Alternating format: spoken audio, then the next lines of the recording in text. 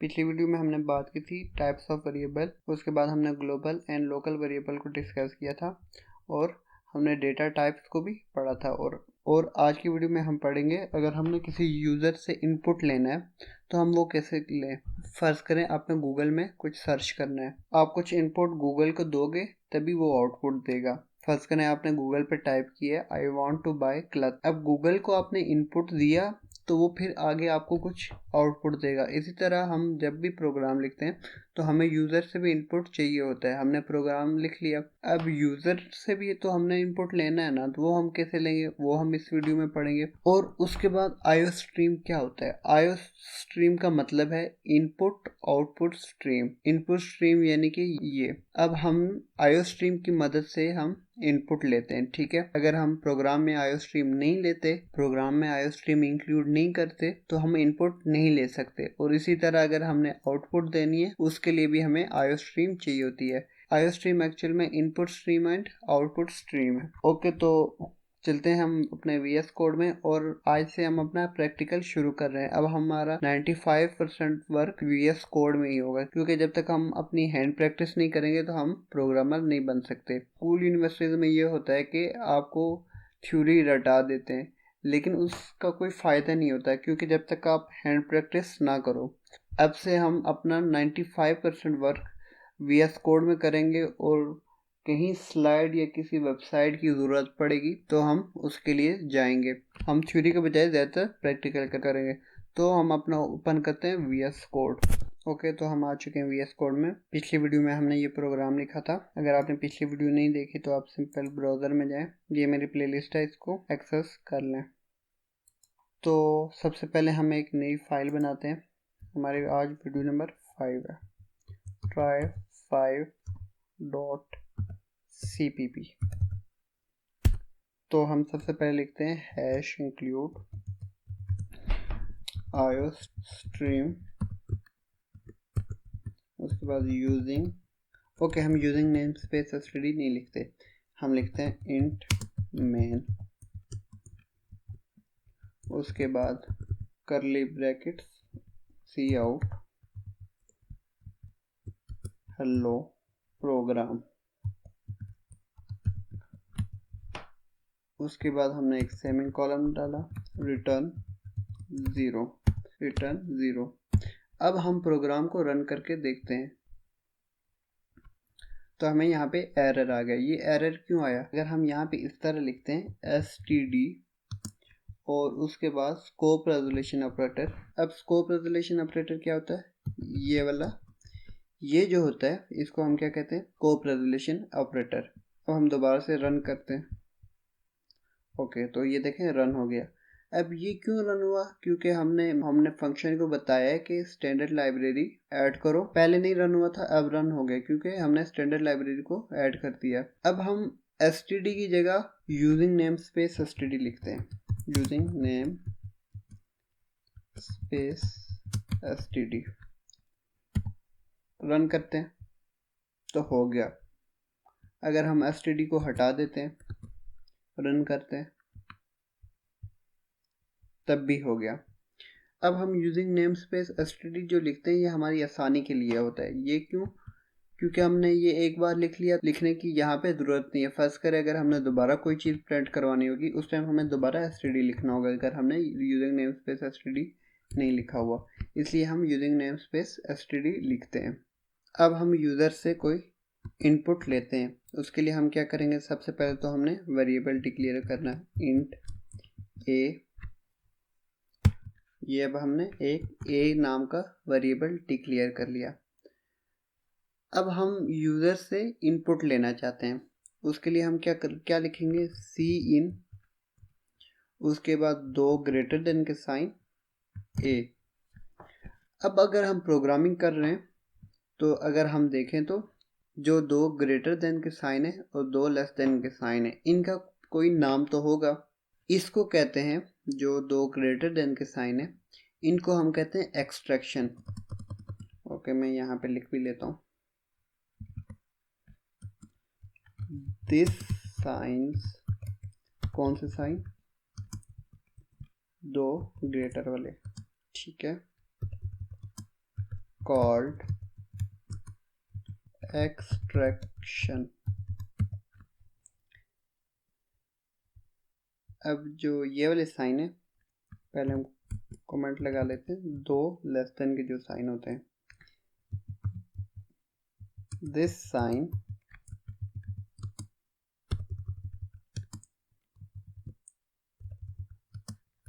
called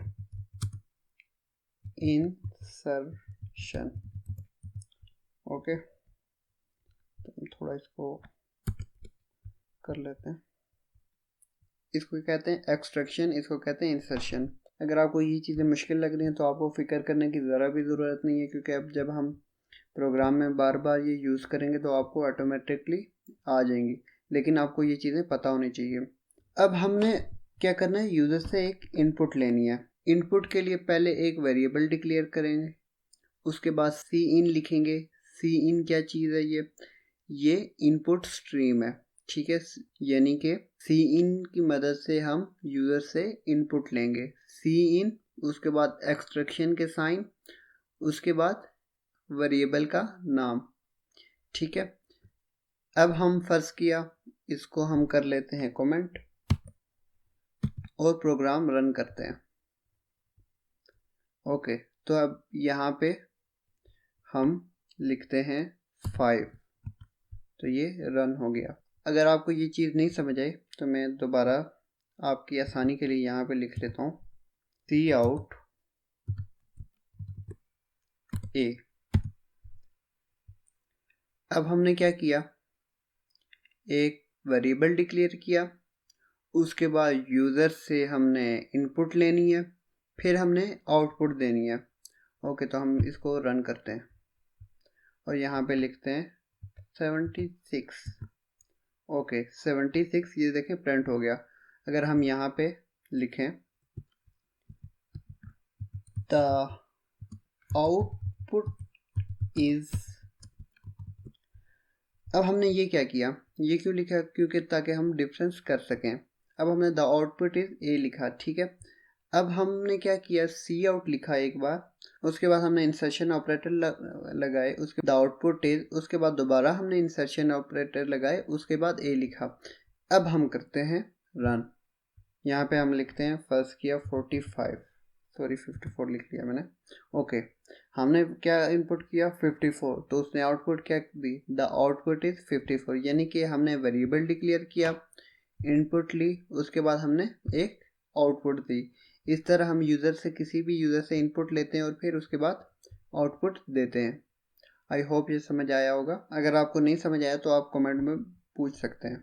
okay, तो इन सबको हम कमेंट करते हैं पहले। अब हम प्रोग्रामिंग कर रहे हैं, तो आप सोच रहे हो कि अभी तक हमने कुछ बनाया नहीं है। आज से हम प्रॉपर चीज़ों को समझना शुरू करेंगे और सबसे पहले हम एक कैलकुलेटर बनाते हैं। ऐसा कैलकुलेटर जो आपको 2 डिजिट्स प्लस करके दे। तो सिंपल है, आप यहाँ पे जाएं, लिखें इंट डिजिट 1, उसके बाद हमने सेमीकोलन लगा लिया, इंट डिजिट 2। ओके, अभी हमने दो वेरिएबल डिक्लेयर कर लिए, एक डिजिट 1, एक डिजिट 2। अब हम कैलकुलेटर बना रहे हैं। अब कैलकुलेटर बनाने, ज़ाहिर सी बात है किसी यूज़र ने कोई वैल्यू लिखनी होगी, तो हम सबसे पहले यूज़र से इनपुट लेते हैं और यूज़र को कहते हैं सी इन डिजिट 1। उसके बाद हम दोबारा सी इन डिजिट। ओके, तो हमने यूज़र से इनपुट ले ली। अब हम चाहें तो ये जो डिजिट 1 डिजिट 2 है, कॉमा लगा के एक लाइन पे ही लिख सकते हैं, लेकिन ये आपको समझाने के लिए मैं अलग अलग लिख रहा हूँ, ठीक है। अब हम आउटपुट देते हैं, क्योंकि अगर हम दो चीज़ें कुछ प्लस कर रहे हैं तो हमने कोई आउटपुट तो देनी है। तो हम लिखते हैं सी आउट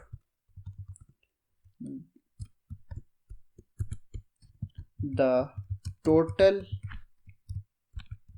इज